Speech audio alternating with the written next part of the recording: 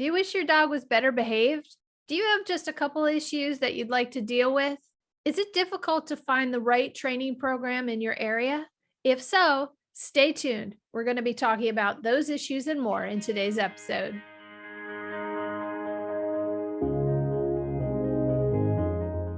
Welcome to Dog Happy. I'm Missy, and today's guest is Doggy Dan from the onlinedogtrainer.com. Doggy Dan has helped with over 57,000 pet parents to help them successfully train their dog using the simplest, gentlest, and most logical way to change your dog's behavior. He is the creator of the Dog Calming Code, which is the absolute foundation for having the dog of your dreams. So without further ado, let's welcome Doggy Dan to the program. Hi, Doggy Dan. Thank you so much for being part of the podcast. How are you?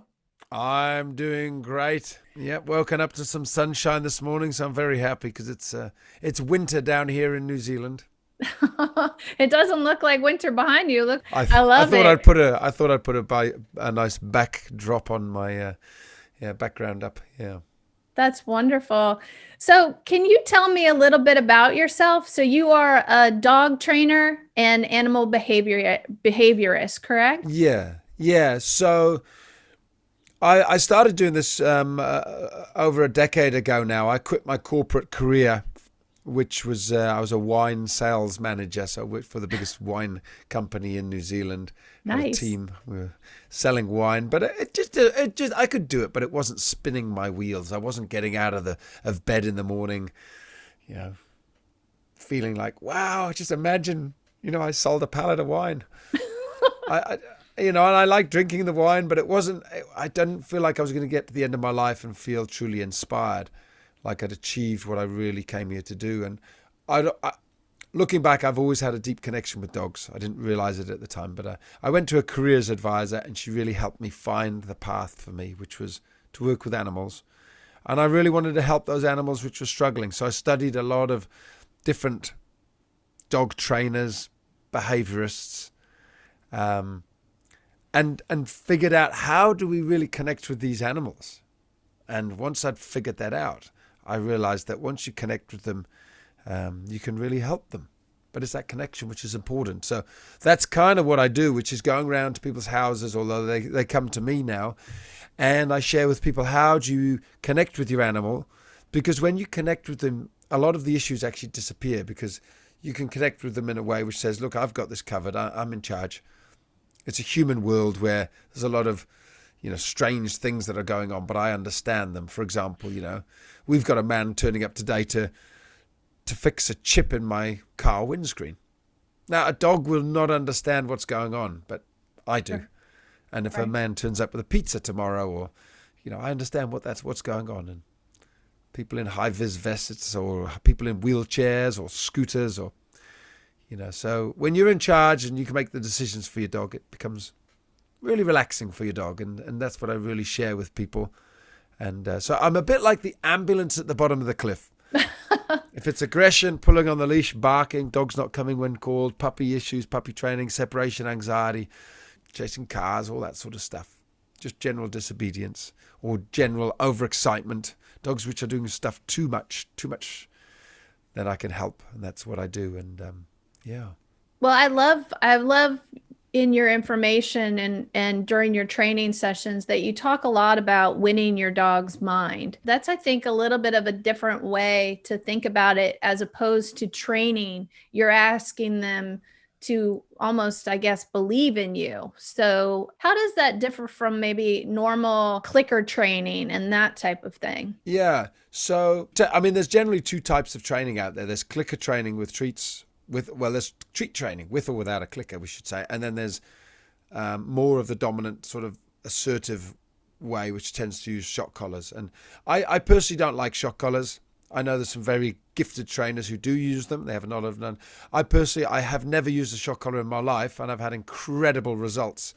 So I'm kind of, if you don't need it, right? If you don't need it, we should, because there's a lot of bad being done, without a question. There's a lot of dogs puppies, young animals, they should never, I mean, I'm kind of already feeling it now, what I really want to say about shock collars. And I know this might not be the time, but there's a lot of dogs do not need shock collars. And if you're wondering, I'll say it because I should, I fight for the dogs. I fight for the dogs. And there's millions of doggies out there, millions of puppies. And the owners are probably being told, yeah, you need this $300 shock collar, put an electric current through your little puppy's throat.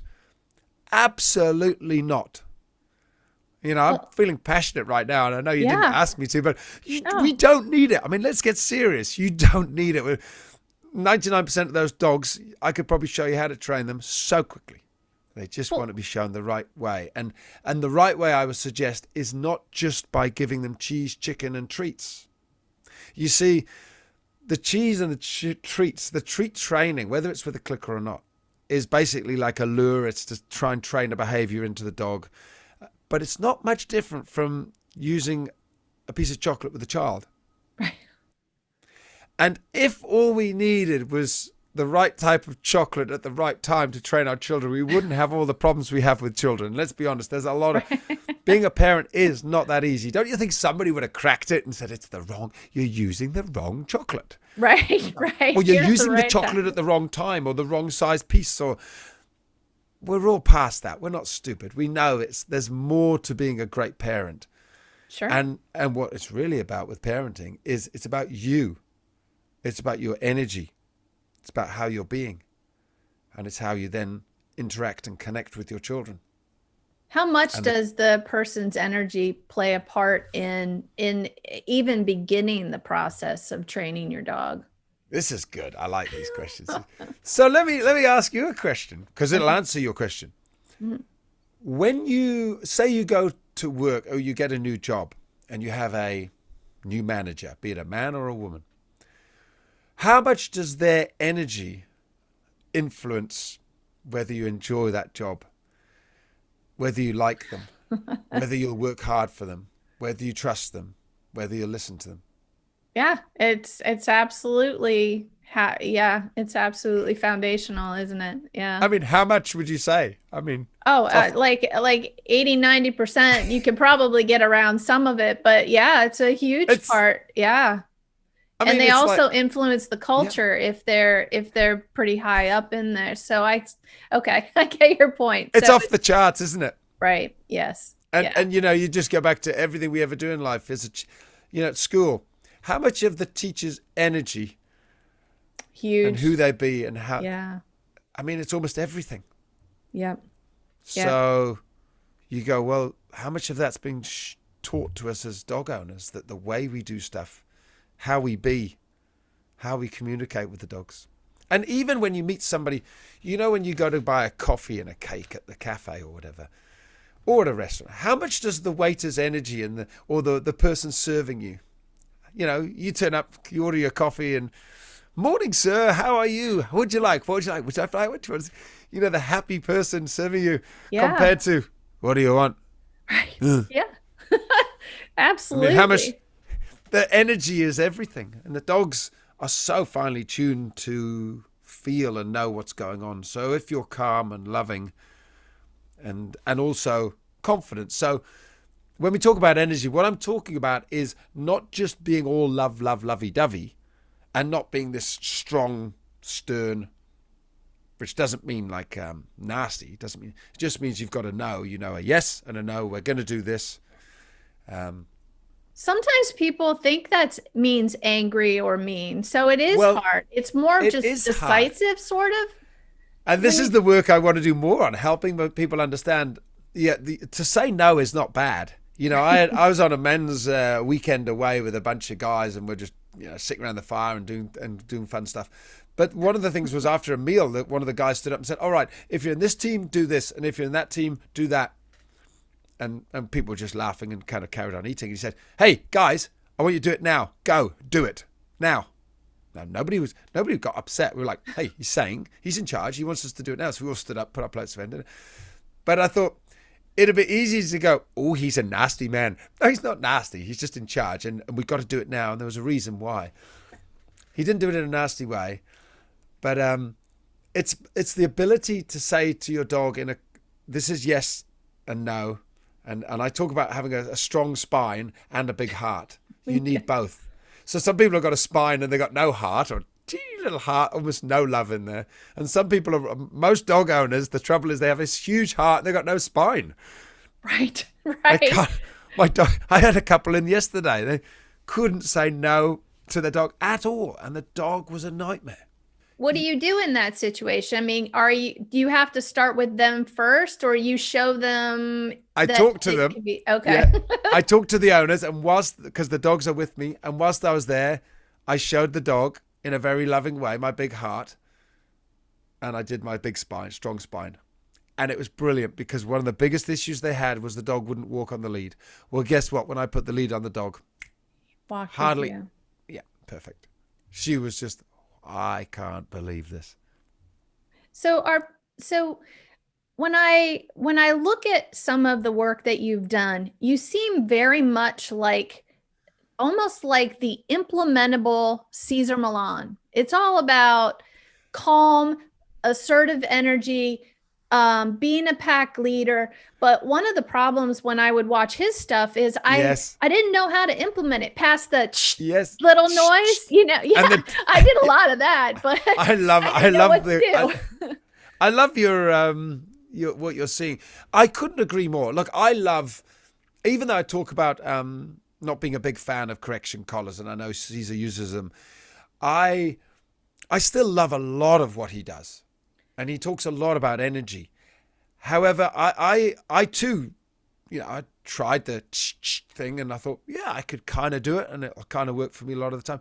However, the thought of getting a lot of my, should we say, more elderly clients who, I don't know, it's just their response, their speed, the strength of their hand. Some of these people have big dogs. They're not going to be able to correct that dog in a manner where you need to have pretty fast reflexes. You have to be pretty physically fit to get down there, correct, get back. And, some of these people are not in a position to go around correcting their dogs. It could easily turn around and bite them on the bum. If you try and correct a dog who thinks he's in charge and you try and discipline him, he'll turn around and discipline you in a flash. Oh, goodness. So I'd say it's higher risk than I would like as a training tool, and it's not something I could say to people, you can implement it and you can't hardly go wrong. Whereas, my kind of correction, my main default correction is timeout. Yeah. So do you want to go over some of like your basic philosophy with training? Sure. So the main philosophy is really establish yourself as the pack leader. And I probably should, if I could wind that back, I wouldn't say pack leader, because people get the wrong idea. By pack leader, I mean pretty much exactly the same as my wife and I. We're the pack leaders in our pack of humans and dogs. We run the show. We make the big decisions. Right.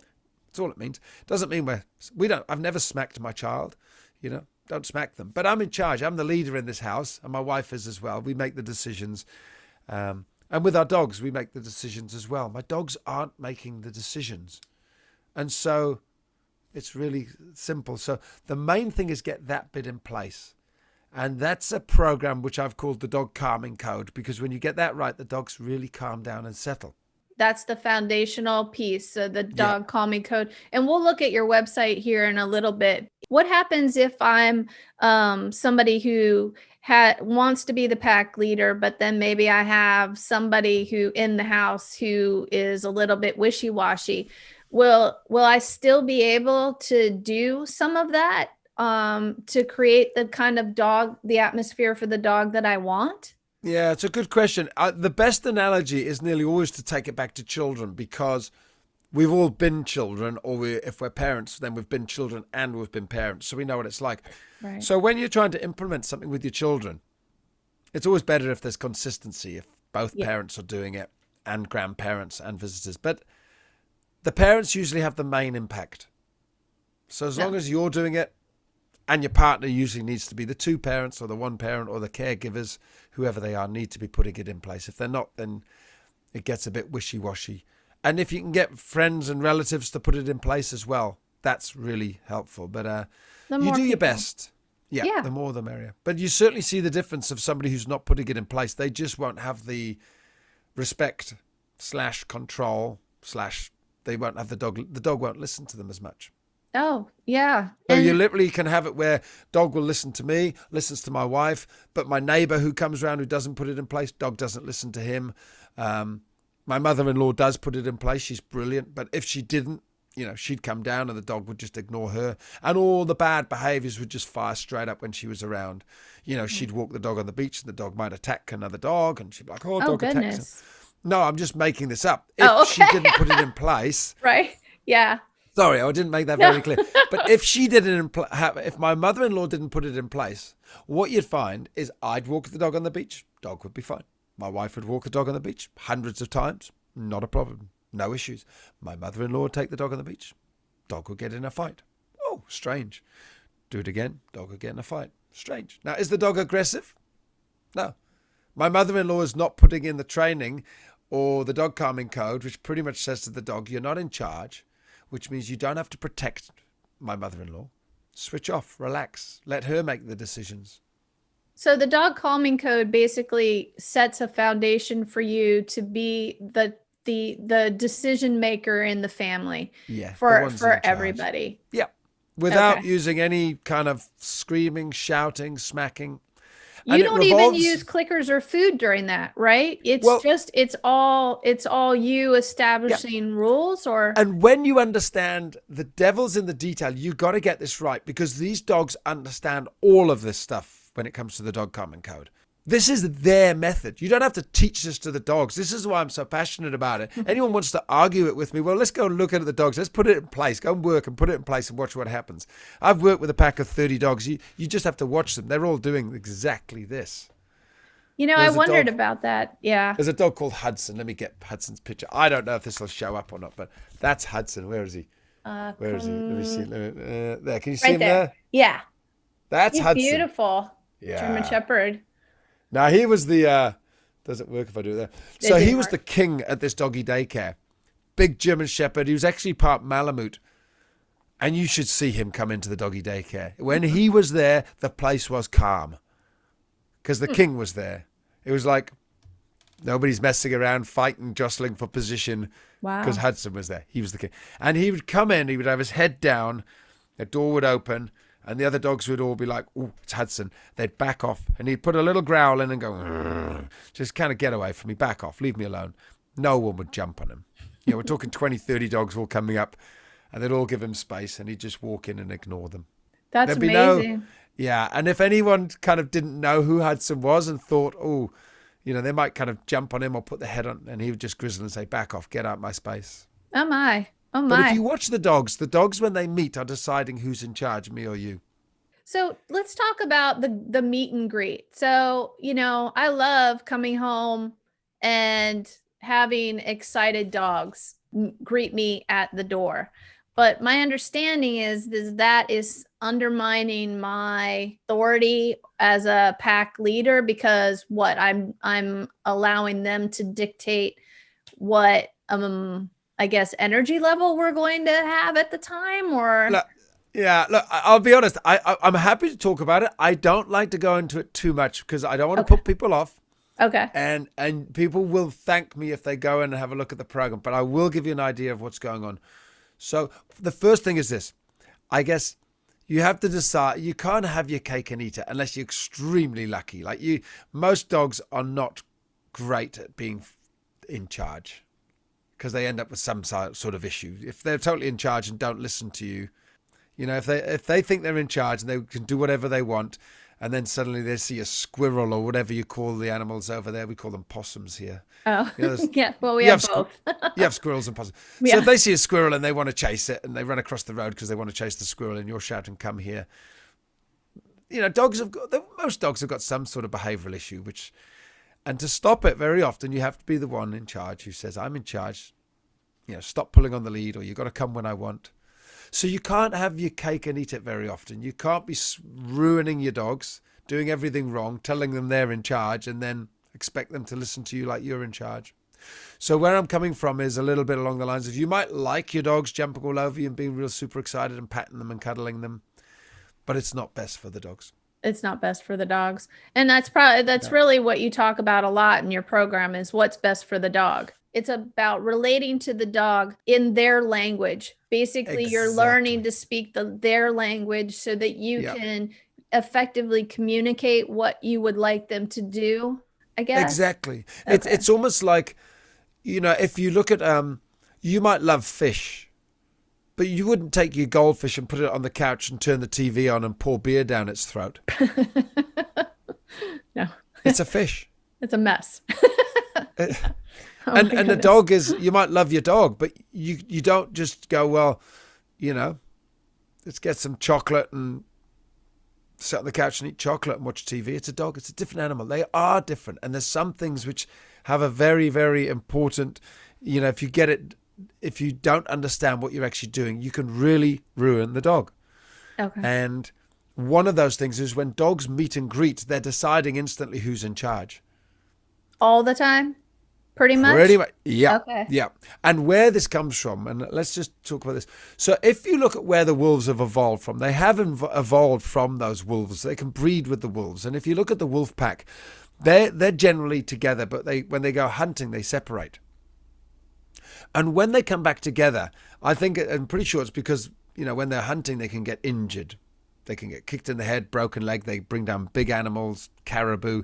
So there's almost like a roll call when they come back, checking who's strong, who's weak. Are you injured? Right. And you only have to watch the wolf pack when they come back together. There's almost like this roll call, and that's the deciding of who's in charge, me or you. And that's what the dogs are doing when they meet other dogs. Who's in charge, me or you? And they pretty much do it every single time they've been separated. And they do it with us as humans.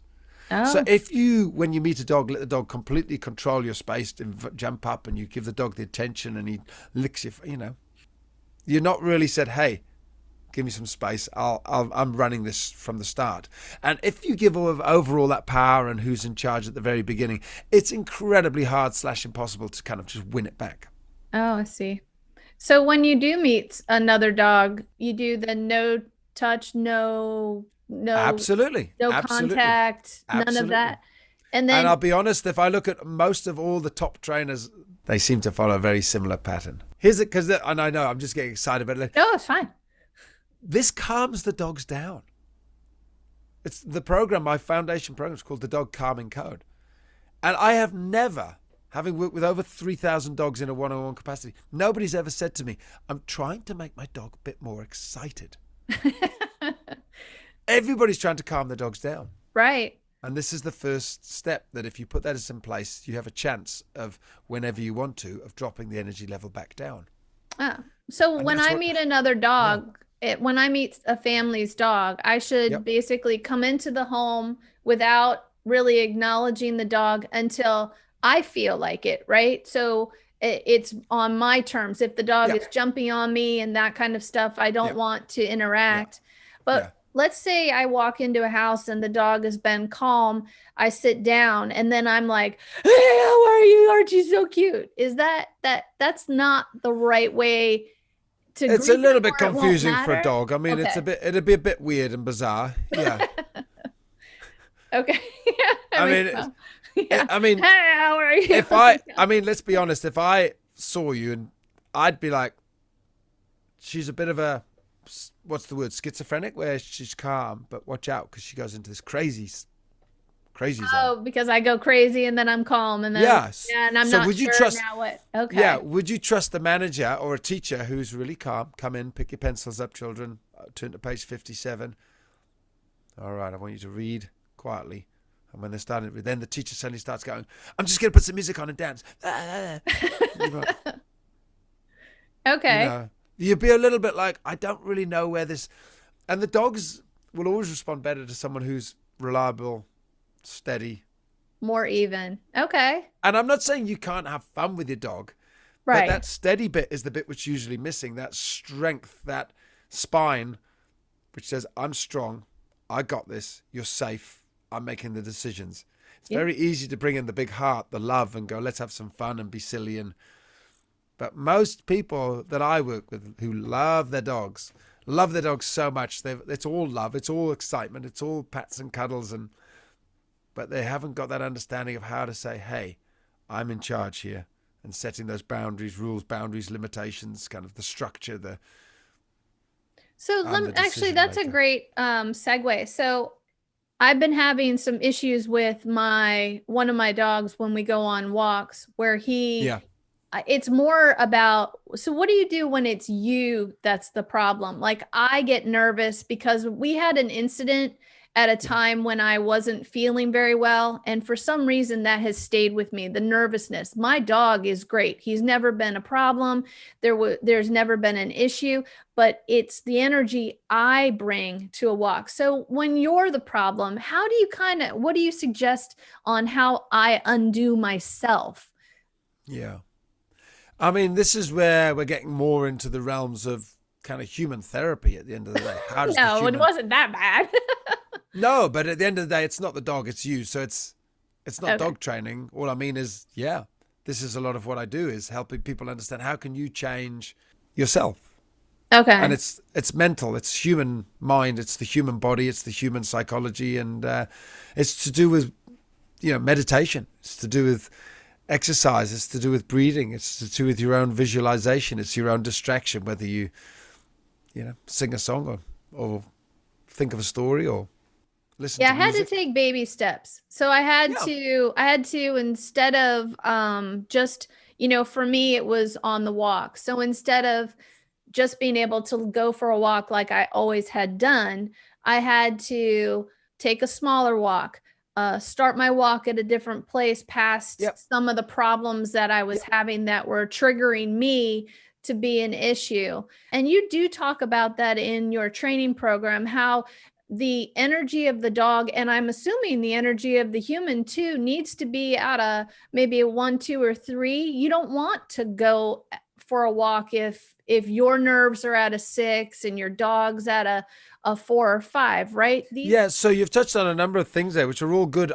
One of my concepts is it's like, find the starting spot.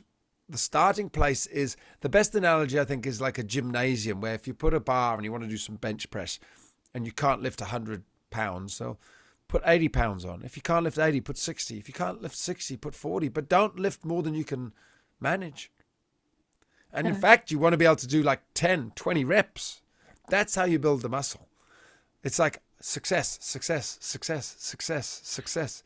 It's not like, oh gosh, I've hurt myself. No, I did it today, but woo, I'm super stressed, and or this is a close one, I might not make it. No, and so it's the same with dog training.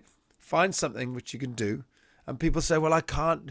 There's always a way, even if you have to drive a bit further, like you say, and go when it's a bit darker, and have your dog on a lead, and have amazing treats so the dog's focused on you, and all these things. You set yourself up, and you just repetition, and then increase it just a little bit, tiny bit.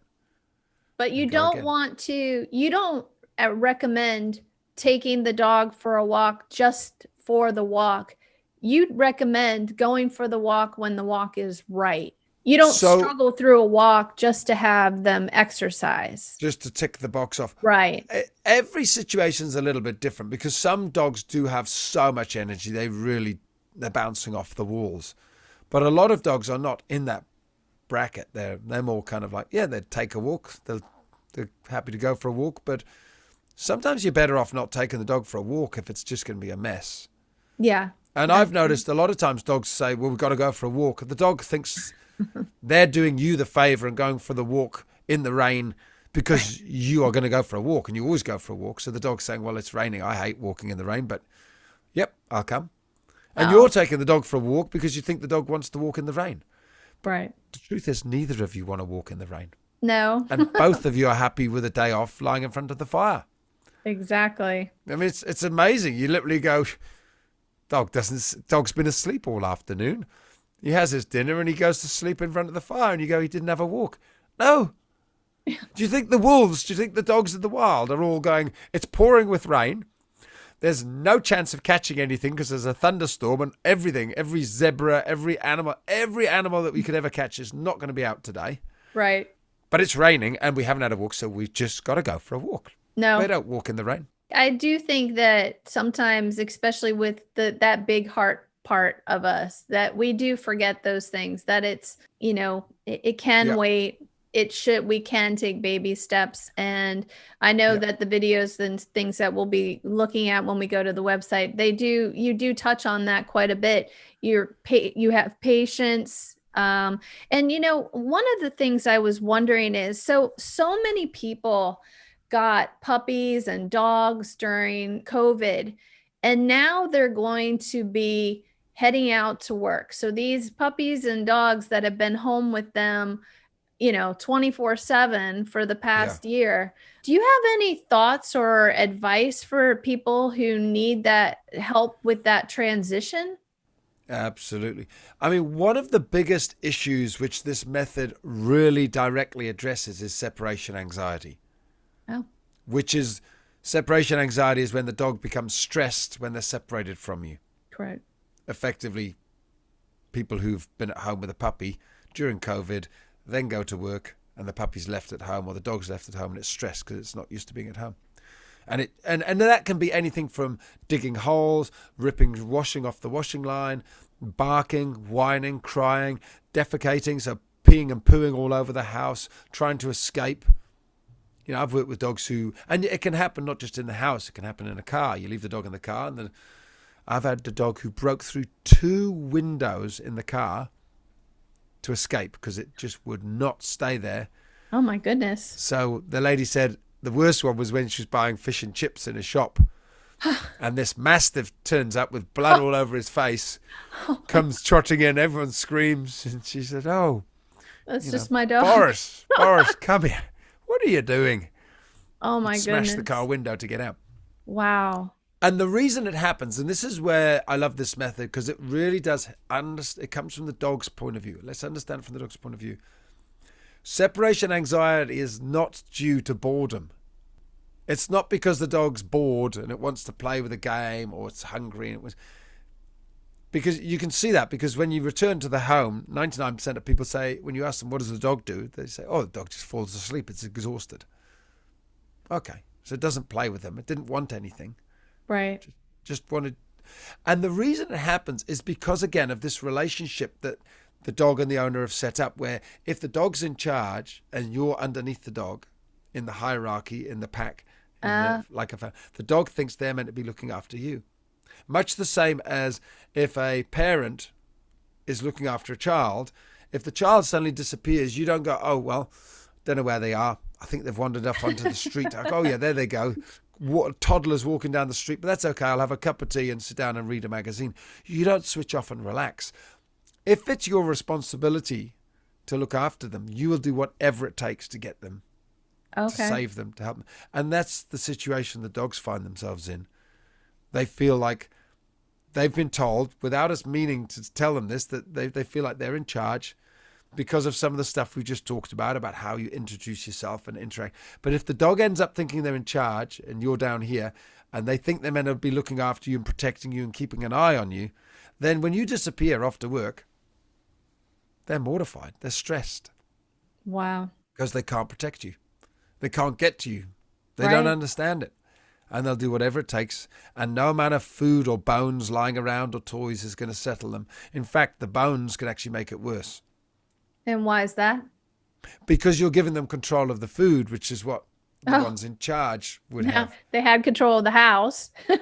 And look what the redecorating looks like, right? And now you've given them control of the food. Food. Oh my goodness. So you put food in the bowl, you give them a toy with peanut butter stuffed through it to lick, and just makes it worse. Doesn't solve the problem. They've got bones, toys, they don't touch them. So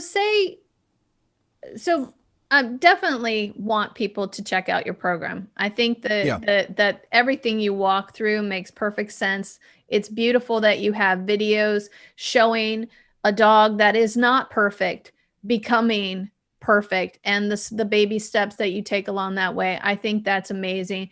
But say you have somebody who has a dog that doesn't go to, level 100 when you leave the house, these people who got pets during COVID, are there some small steps that I can take to make them more comfortable as we leave the house more often? Should we do smaller leaves? Should the dog be placed in a smaller area and then like earn their way out? I mean, do you have any small tips for dogs that aren't at that separation anxiety level? Yeah.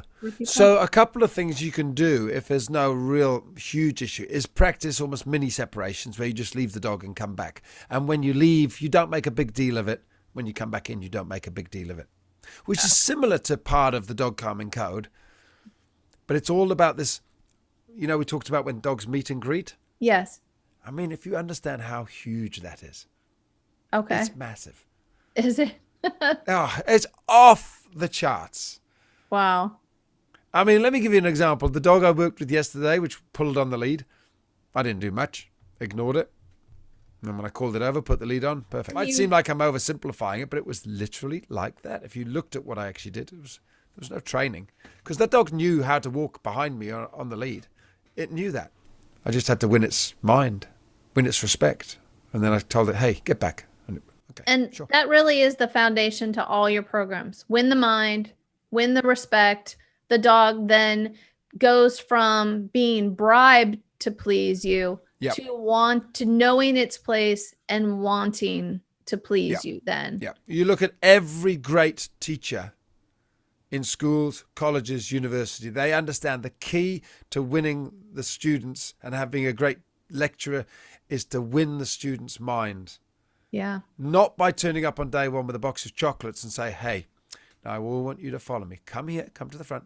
No. Right. Click, click, click. Same as a good boss. Right. No, I remember my favorite teachers were the strictest, but they were engaging. Yep. I knew what to expect and how to, I guess, be part of the classroom. So part of the pack. So yeah, I absolutely agree. I remember a teacher, because I used to be a maths teacher at schools, and he said to me, the kids are here for 4 years. You don't want to receive any Christmas cards from children in the first year. No Christmas cards in the second year. In the third year, yep. And in the fourth year, you will get the most. Aww. And he was, in the fourth year students, they loved him. First years and second years, they thought he was real tough and mean. But he had it down to a T. He kept that strict. And I'm not saying it takes 2 years with your dog. Far, far from it. Right. Yeah. I mean, but if you get it right at the start, you're okay. Get it wrong at the start, you've got a bit of back work to. Yeah. Well, before we jump into taking a look at the website, I actually did want to just ask a quick question about dog interactions. So when you have two dogs that that are going at each other, is that also a leadership issue first, or can it be maybe a little of both? Is it a little more complicated than that? It's probably a combination of stuff, but definitely the humans involved in each dog play an enormous role.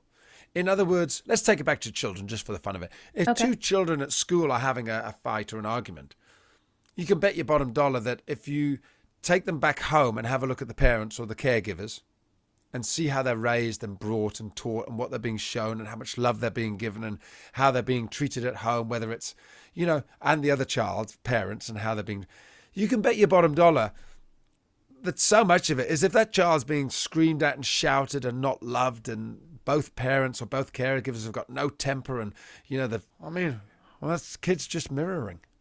Whereas if the parents are able to sit the child down and say, no, it makes a huge difference. And it's the same with the dogs. So if the dogs know there are rules, there are boundaries, the dogs generally live in a calm, relaxed, loving environment where they're shown this is what you can do. No, calm down. Good things happen when you're calm. Okay, let's have some fun. There's a time to let off steam and swim and play ball. Come back relaxed, happy, tolerant. Tolerance is a big word that when you put this program in place, your dog is tolerant. Oh, they just build in tolerance. Yeah. And you have how many dogs? I had 5 on the property, but we're down to 2 now. Oh, They've grown old over the years. Yeah. Oh, I'm so sorry. Yeah, the So, last one we buried about 3 months ago. She was a beautiful little whippet crossed pit bull called oh. Inca. We buried her Oh 3 months ago. no, Inca, I've been watching her on the films. I'm so sorry. Oh, She, I'm gonna get all teary. Yeah. yeah, little No, Inca is it's no hard. more. She's passed away. Oh goodness. But Yeah, your dogs were really instrumental in helping you.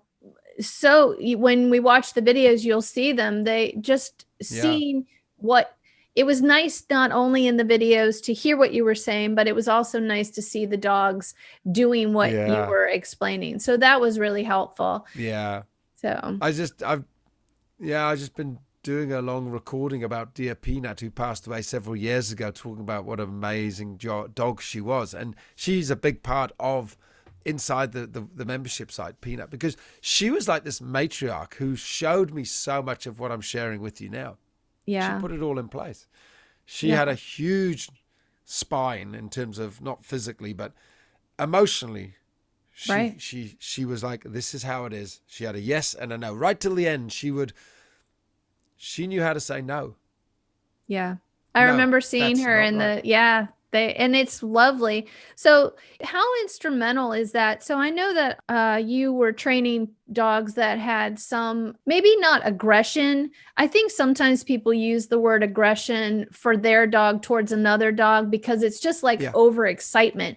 I want to get there. I'm pulling, yeah, I'm just, but when you have these other dogs that you can use to help you help yes. that dog bring them down. But what do you do if you don't have that? How do you, when you're using your training methods and you're establishing yourself as the pack leader or the responsible party for everybody, and then you get to that point where you're starting to move out into the world and your dog does have these issues. How do you do that part safely? I've always wondered that. Yeah, it's a good question. So I was extremely lucky for, best part of 10 years to have Peanut by my side where I could just I could let her off with any dog, um, as long as the other dog was on the lead, if it was aggressive. And she would just either go up close or she'd stay away and she'd communicate, yeah, let that one go. That's fine. I'll tell that one to calm down and it will. But if you don't have a dog like Peanut, then you can still, even yesterday, the people I was working with, their dog was pretty reactive. And I said to them, you just put this program in place and your dog will calm down and be more tolerant. Okay. Because, and let me finish this off and then I'll come back. Sure. Because ultimately what you can do is when the dog's calmer, you'll be able to take them to a doggy daycare. You'll be able to take them to a park, whether they have a muzzle on or no muzzle. You just keep them away and you just slowly bring them closer to other dogs. You do it slowly, incrementally. Okay. Yeah, it's all about coming back to that weightlifting. It's about saying, I want to have 80 kilos on the bar or 80 pounds and finding you can only do 20 right now. But if you do 20, you'll go, actually, that was okay. I'm okay. My dog, Luna's okay on the lead if we stay at the far side of the park away from the other dogs. Cool. And then Luna's okay as long as I've got a ball I can bring her a bit closer to distract her. And then Luna's okay as long as the other dog, if it rushes towards her, I turn her away and we walk away. She's okay. And then over time, Luna. So that's one way of doing it. You could take them to a doggy daycare. But with this program in place, the dogs calm down, their nervous system is settled.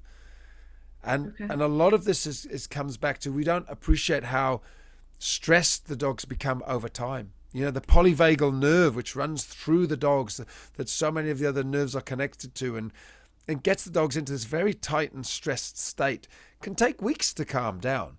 Oh, wow. So it's a bit like if you're really, really, here's my analogy.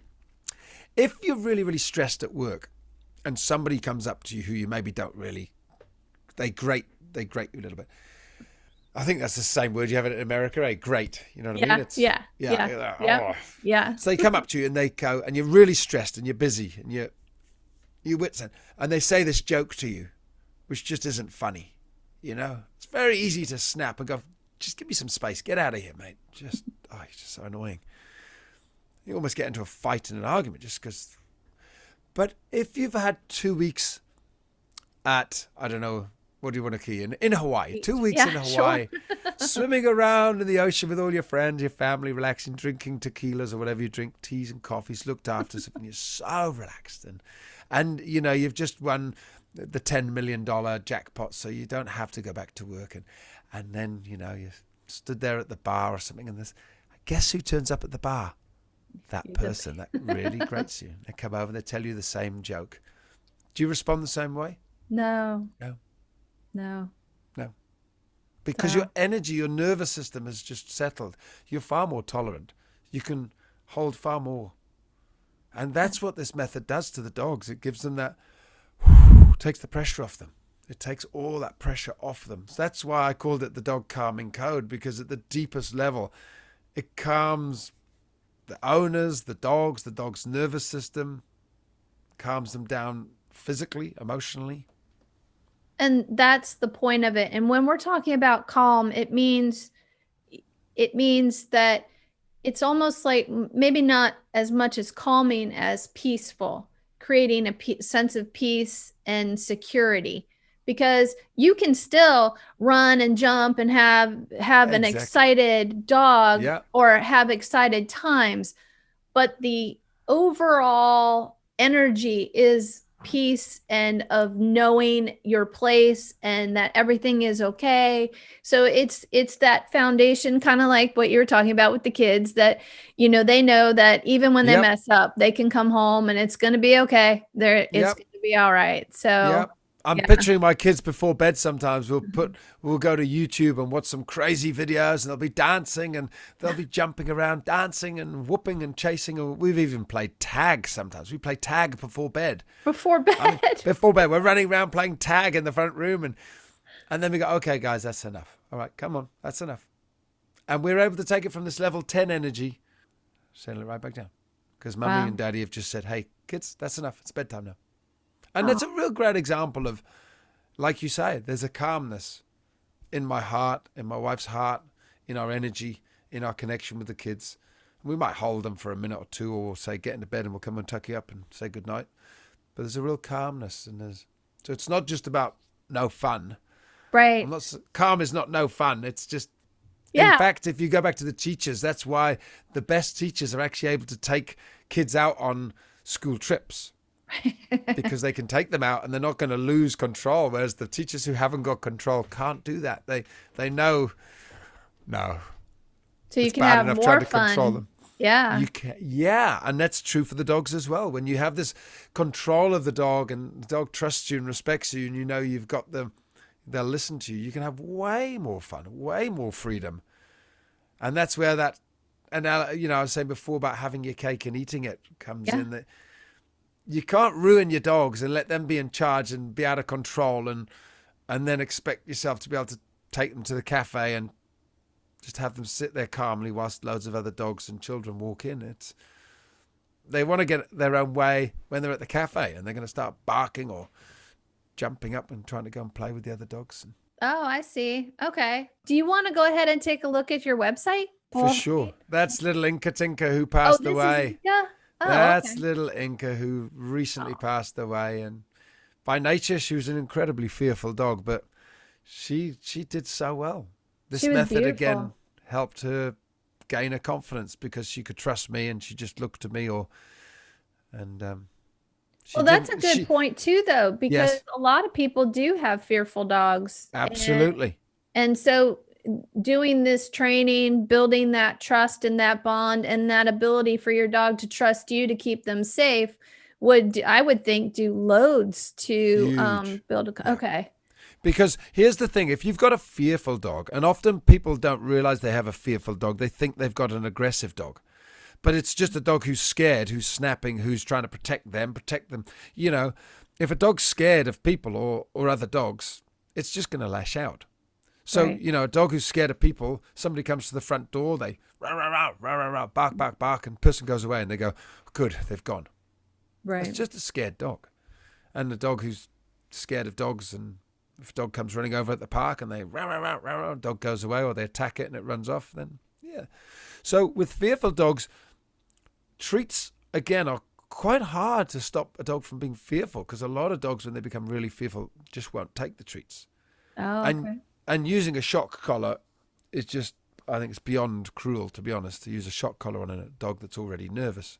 They'll end up shutting down. Or so I the don't way think to people have the tools, it's no, they like don't. it, and I think we've in some ways, and especially here in America where things are so fast, Yes, you want a yes, tan, you go to the tanning salon, you want beautiful yeah, skin, you go get, yeah. Botox or something like that. I think some You want to people stop the dog barking? You just electrocute it. What? kind of, kind of, Well, it's kind of. It's just labeled differently. It really is. You want to yeah. if you leave the house, and your neighbor says your dog's been barking all day. I mean, let's be honest. What do half the people do? They go, "Oh, let's just electrocute your dog, and Yeah. increase the voltage through the throat until it stops barking." Oh goodness. But that's what a shock collar is, or a, what do they call it? A training collar Right. or a correction collar. It's just electrocuting your dog until it stops. You can argue it's not cruel, but you get those people who own the dogs to put the collars on. Oh, it's not nice. I've seen the videos. It's horrendous. All you need to do is put the dog calming code in place. Say to the dog, you don't need to worry about me. I'm safe. I'm in charge. I can come and go as I please, and your dog will be calm and happy.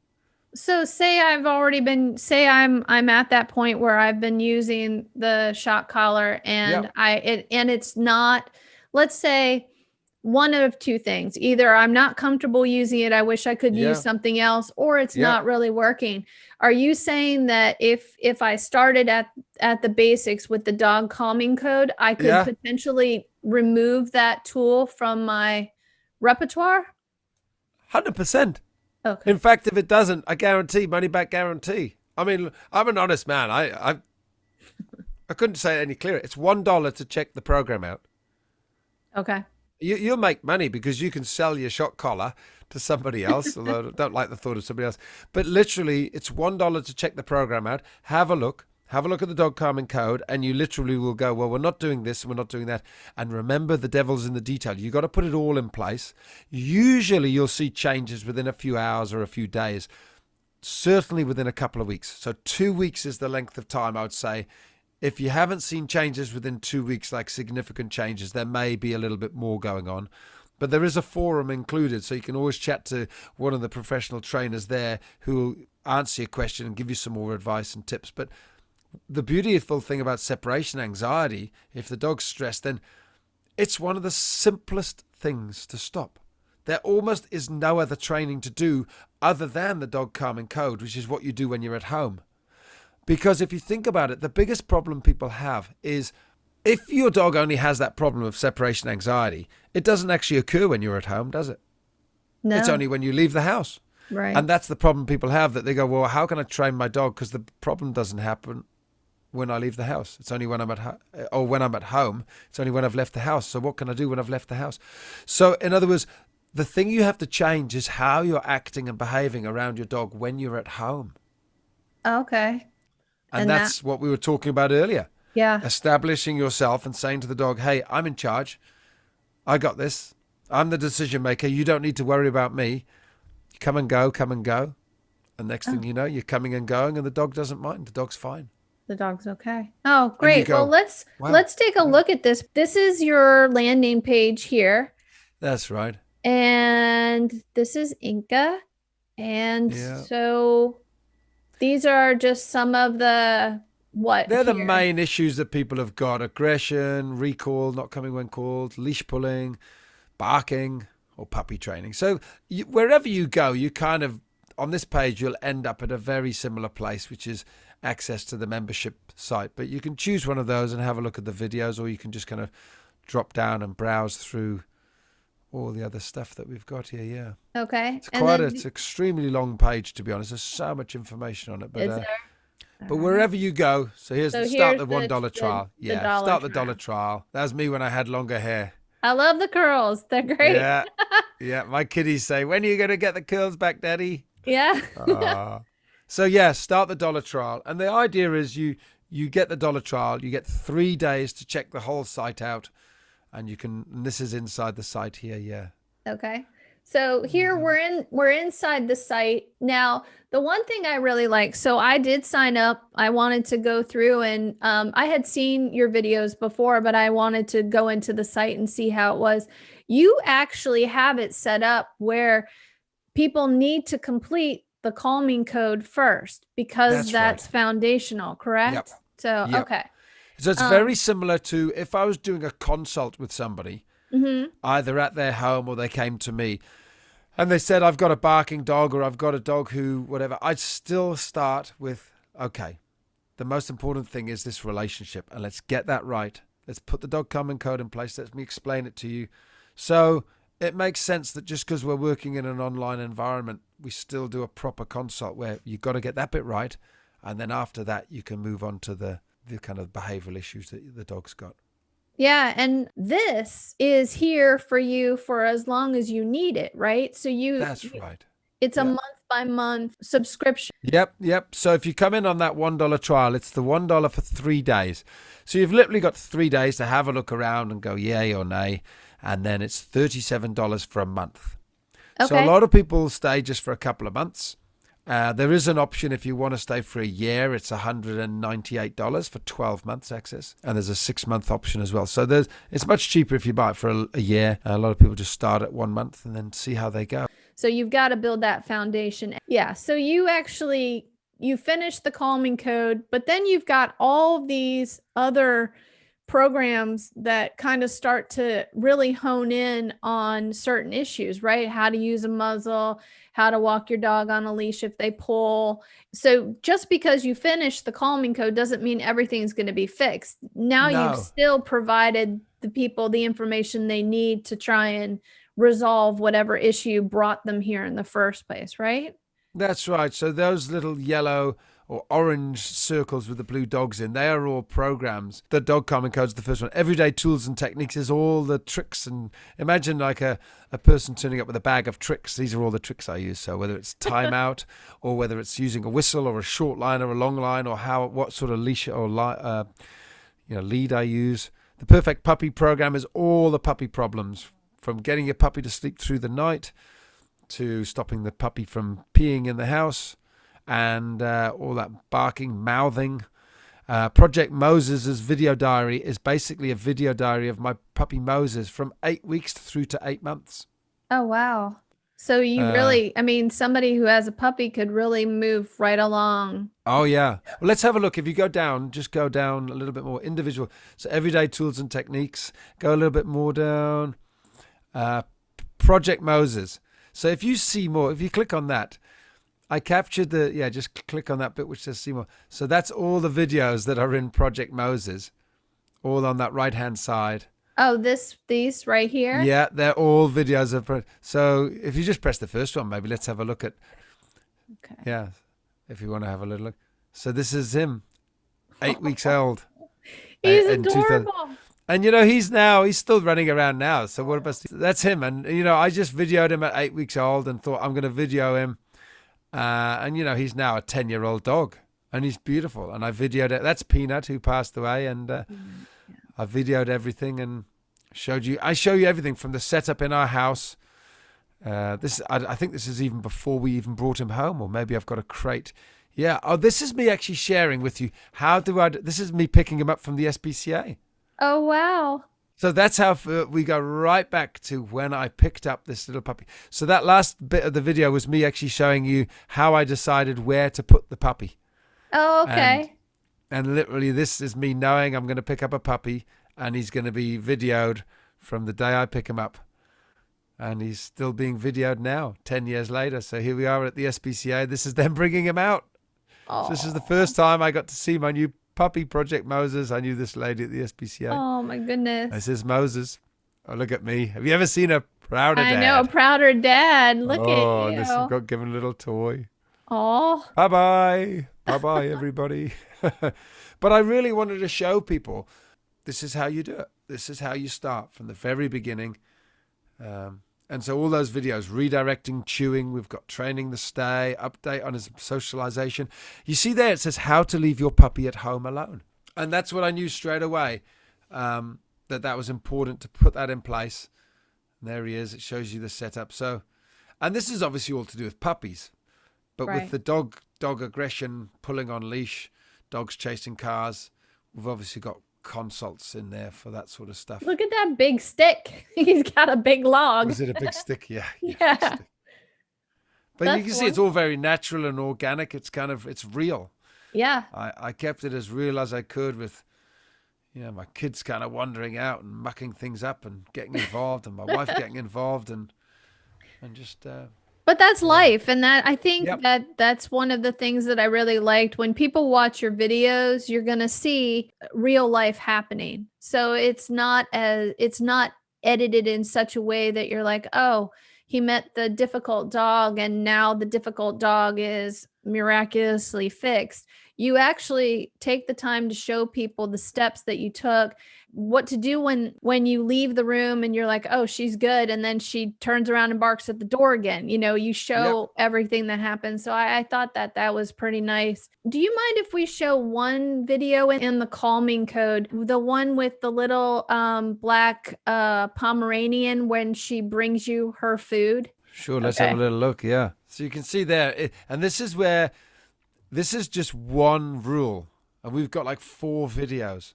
Right. Because the devil's in the detail. If you don't get this right, there's a 9-minute video there, a 7-minute rule video. You got to understand how powerful this is. She used to like to graze. She was a grazer.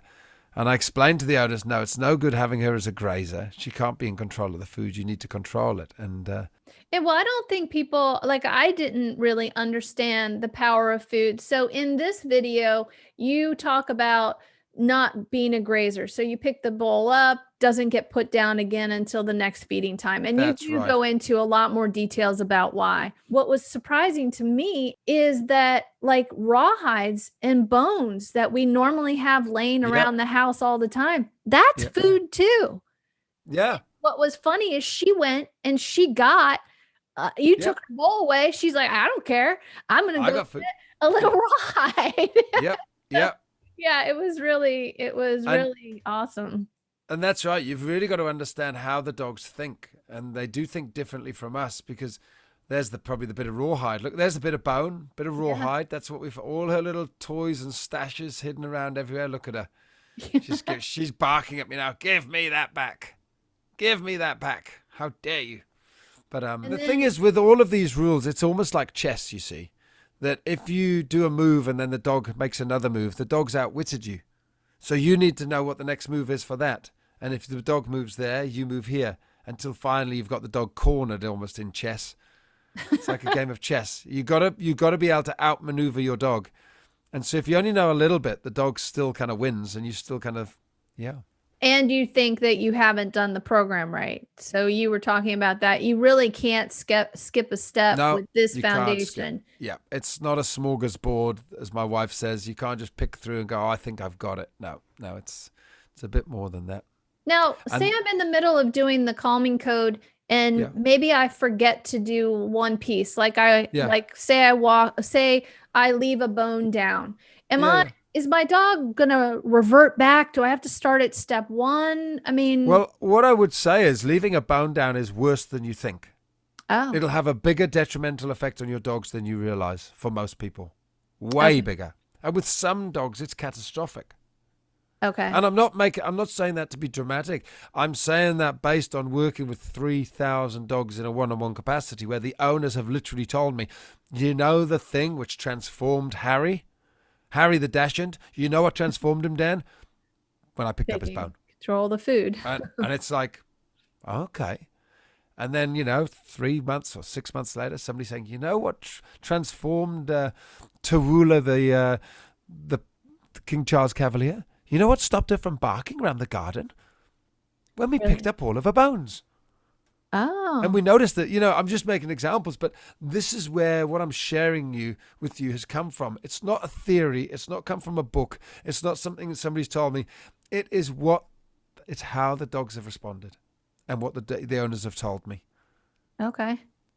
And if it wasn't like that, I wouldn't share it, but that's the truth. So the truth is that sometimes things like leaving the bones around is actually a big deal. And it's not that it'll all collapse on day one, but it certainly can have an impact, and you want to kind of stick with the dog calming code, put it in place and stick with it, not kind of.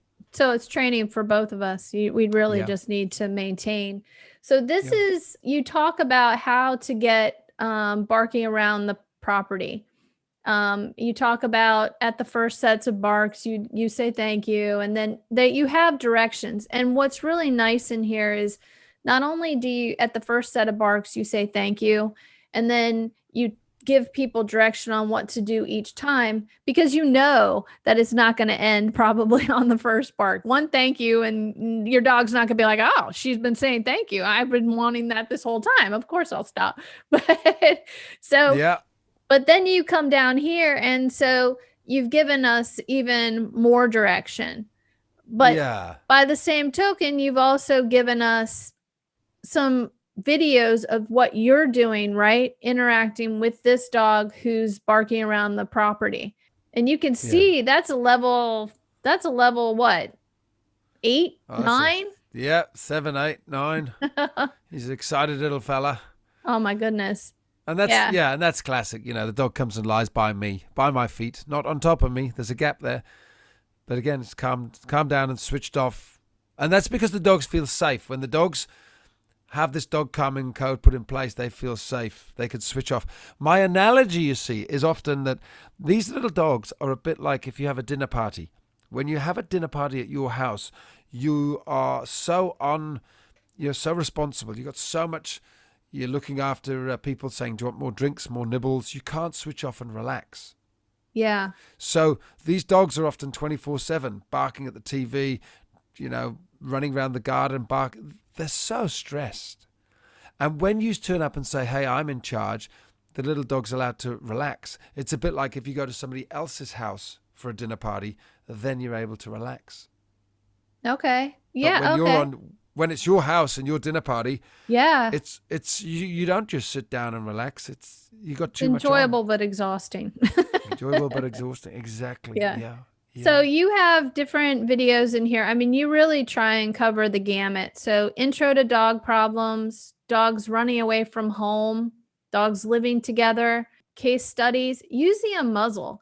I honestly think people underestimate the power of the muzzle, because if you have a dog that has any kind of aggression, training them to be okay with a muzzle allows you to calm down. Yes. And in the training, I had a German Shepherd where we trained to use a muzzle. And I will tell you, he was so much better after. And I think part of it was the fact that we were more relaxed when we were with him. We weren't on guard the whole time. Absolutely.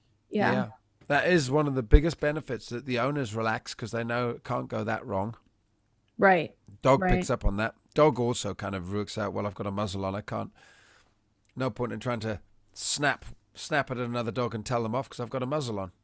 And within this video series here, do you teach people how to use the muzzle, or you just see the benefits of it?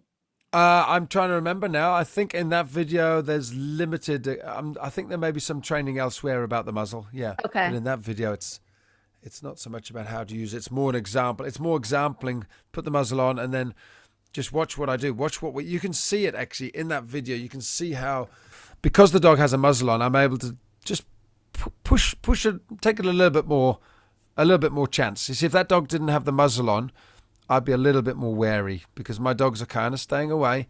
He's pretty pulley. She's a bit wary, but I'm like, this dog's got a muzzle on. We're okay. I'll let him go.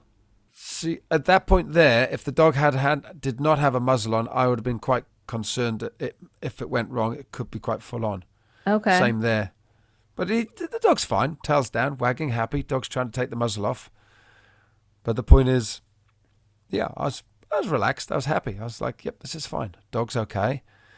All the dogs are fine. But that's what we were there for, an aggressive dog. So, right. Bearing in mind, I've got my 3 dogs are all in the back garden with this dog. But I'm also reading my little dog there, who's lying on her back, rolling around.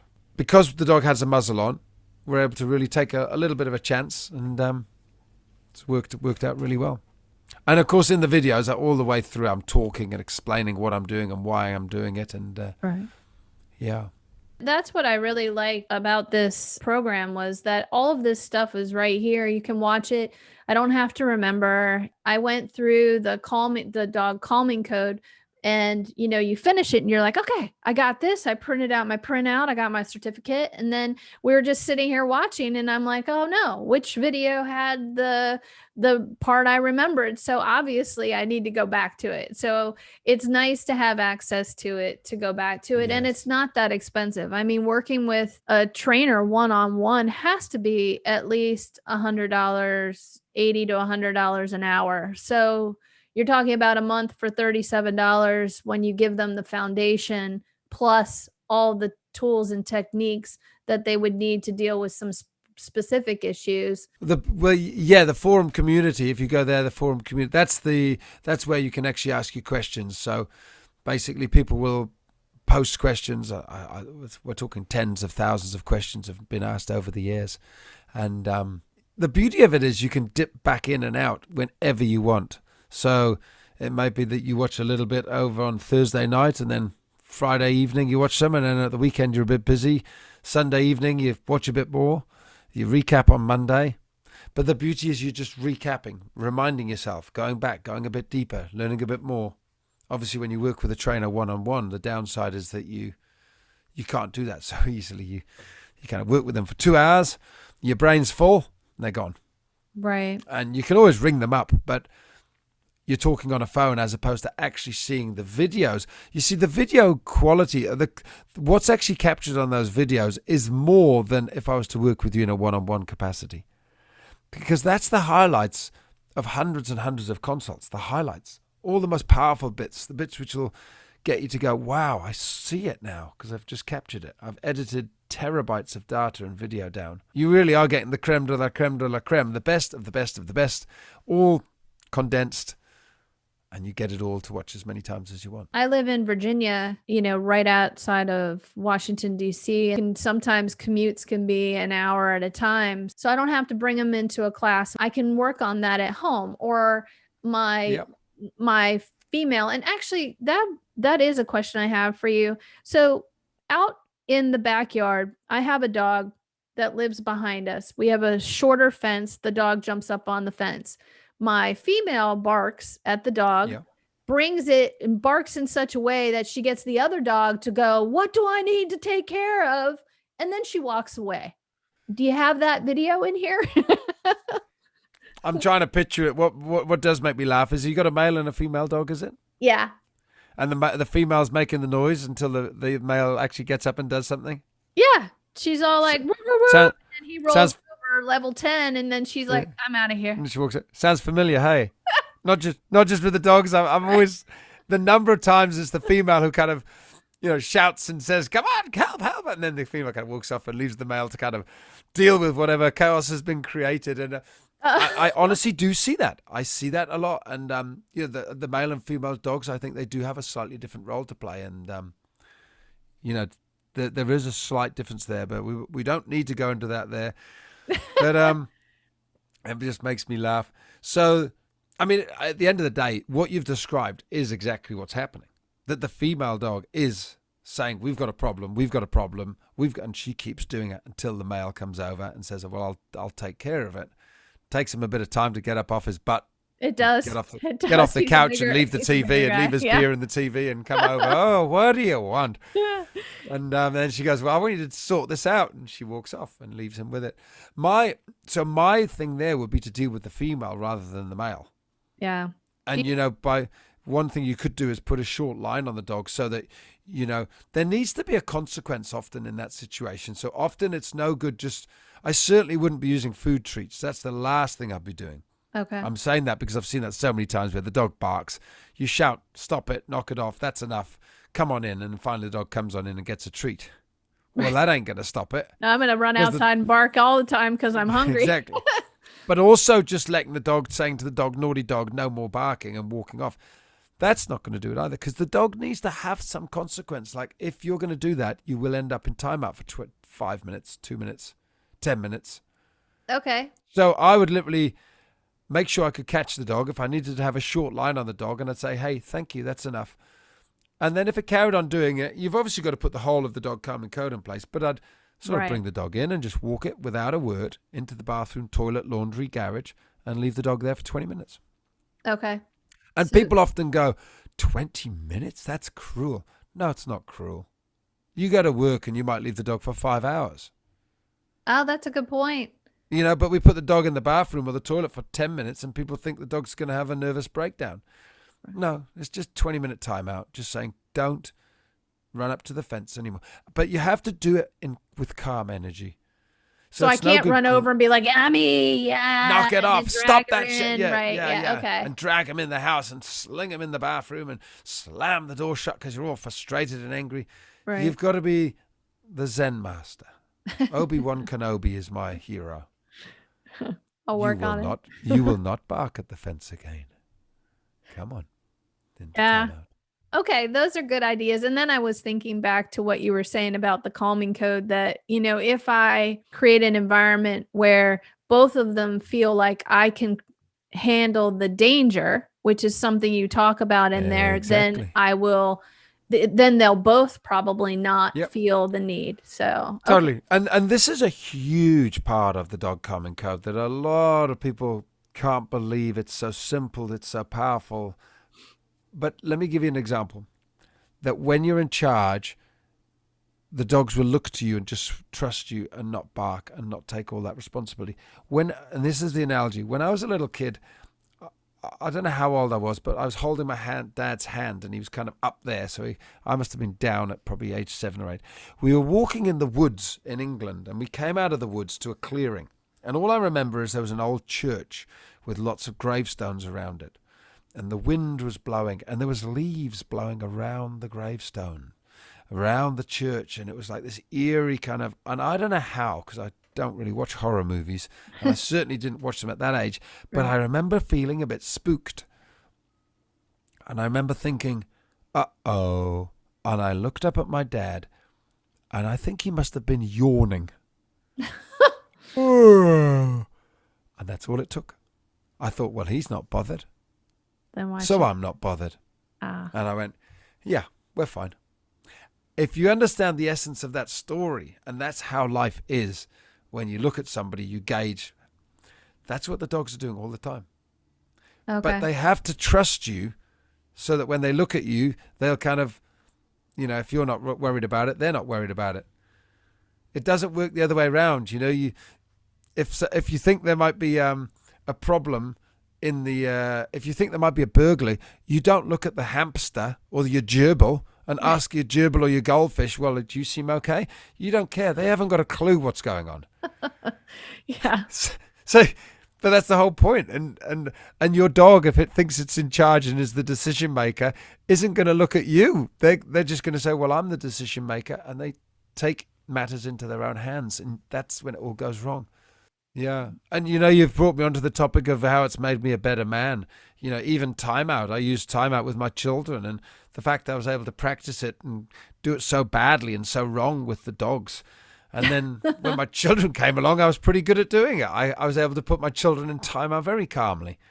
And, you know, that actually brings up another question, which is if I follow the steps in the calming code and I do have to use timeout, is my dog going to say they currently, if I try and put them in the bedroom, they're ripping at the door or crying? Is that going to minimize also, or is that something that might need a little extra time?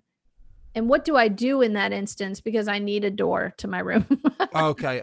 So you're talking about the ripping up of the door side of things. Yeah. Some of that, Very few dogs seem to behave that badly. They might jump and bark a bit, but they tend not to destroy the doors.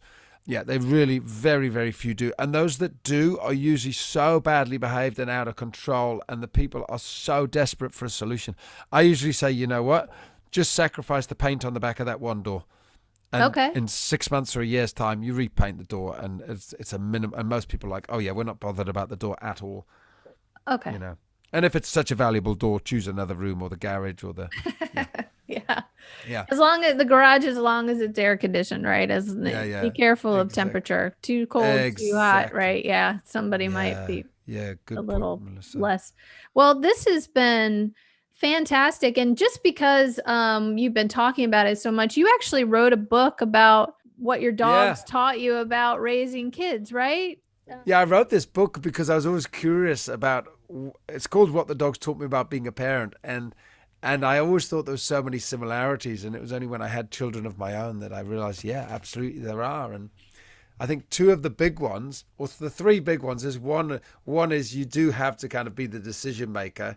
You know, that it is about being love and spine. So you need to be strong and say to the children, "I've got this. I make the decisions. I've got you covered. You're safe." And I'm full of love. The other one is, don't blame your children.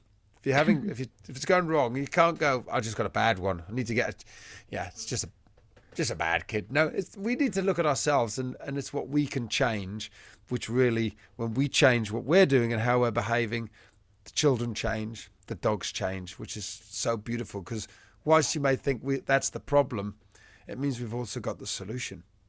Right. And then the third thing is energy. So the way you do stuff with your children and the dogs in life is everything at the end of the day.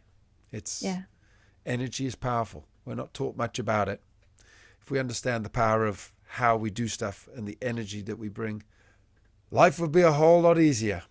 Yeah, well, we could see the energy, like we mentioned Cesar Milan earlier.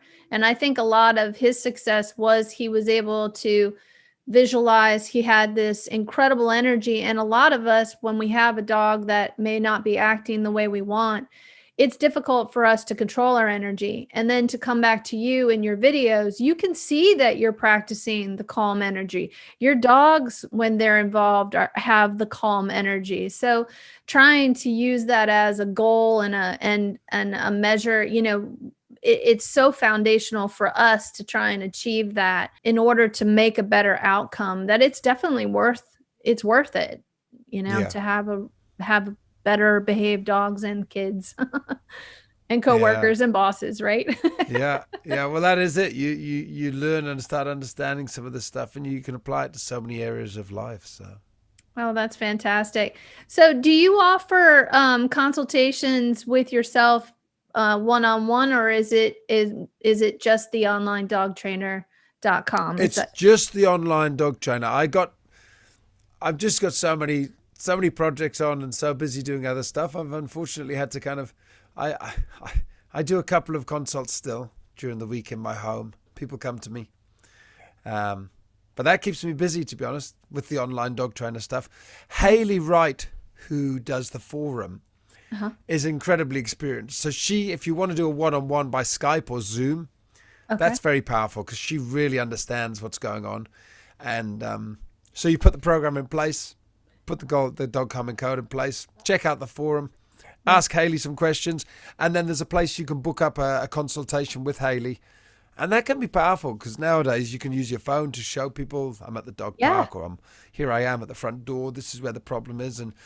And she's able to look at everything and say, make a suggestion here or there, or she can see what you're doing. And that's extremely powerful. That's one of I think the good things that came out of COVID is just this ability for us all to use this technology to connect us and then allow us to take a trainer to the dog park without having to coordinate schedules and for the most part. Of course, you still have to coordinate schedules, but it just allows us the ability to provide a lot more information. So that's wonderful. So you start with the dog calming code, you go through the program, ask questions in the forum. So that's available too.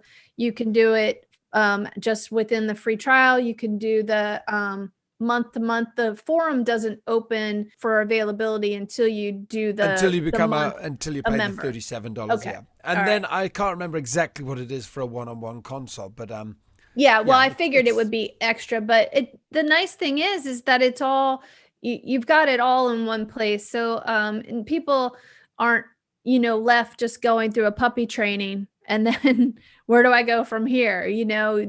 Everything is in there, and you can ask questions. So that's really great. So will you tell me again, it's the online dogtrainer.com, right? The online dogtrainer.com is the membership site. All right. And we won't confuse people, but there is a place where if you love it, you can also become a dog trainer. I'll mention that now just so we've got it. It's dogtraineracademy.org. So nice. dogtraineracademy.org is where people who have absolutely fallen in love with this method, and they've literally said, I want to take this to the world. Nice. And it is my passion to help people become empowered and become dog trainers with this method. And when people see that someone's been through their program, do you vet them? Do you vet your graduates? So you're saying that they are 100% worth your time. Yeah. Okay. They can get certified and and it's certification in this method that I'm confident they understand it. They'll be able to explain it to you, share it with you, put it in place, support you. Oh, that's good to know. Okay. Yeah. Oh, wonderful. Well, I really appreciate you being here today. Is there anything that we didn't touch on that you would like to share with people? I think we've got it. It's it's been a lot of fun. It's been in depth, and it's been a lot of fun chatting to you, Melissa. And I appreciate you taking the time to have me on the show. And I appreciate you being here. Thank you so much. It's wonderful. Thank you. All right. Have a great Talk day. later. See ya. See ya. Bye-bye. Bye. What a great episode, right? He was so knowledgeable, and that program is absolutely invaluable. I wish I had it during COVID. My dogs would be the absolute best behaved dogs in the entire world, right? So if you have liked this episode, please hit the like button. If you haven't already, please subscribe. If you know anybody who has a dog that might benefit from this program, please share. Thank you so much for being here. Stay happy.